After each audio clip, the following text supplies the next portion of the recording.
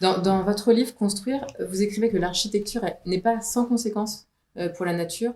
Il est question de l'épuisement des ressources, de l'impact sur la biodiversité. Et est-ce que vous avez une idée sur comment justement limiter l'impact de l'architecture sur notre environnement?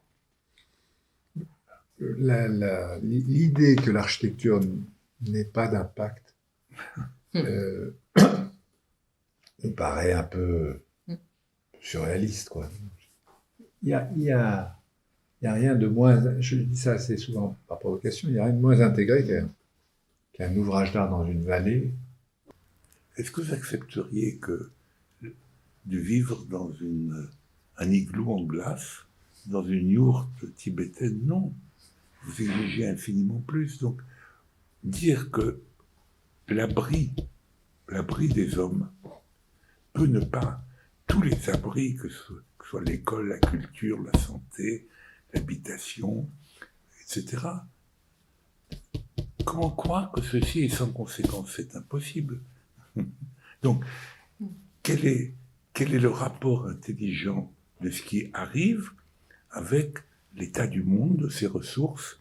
La démolition, c'est la dernière des choses. C'est comme c'est de se débarrasser d'un problème. Mais pour revenir très en arrière à ce que vous disiez sur le bois, je vois aujourd'hui dans la dernière livraison du moniteur des travaux publics la mise sur le marché d'une fenêtre en bambou et aluminium.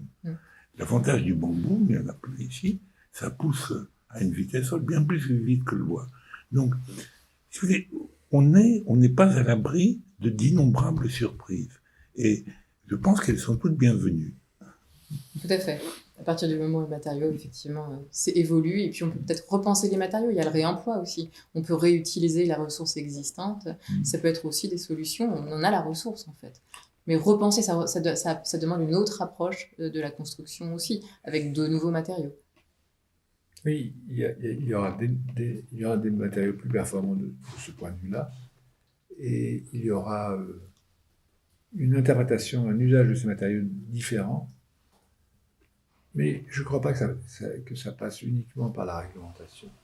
La réglementation, elle peut amener des choses totalement absurdes. Si on fait un ouvrage d'art et qu'on a 50 mètres de portée d'un fleuve, on ne va pas le faire en bois. Ça va faire là, pour le coup, ça ne va pas être intégré dans le paysage. Oui, complètement. Il va falloir des grosses portées.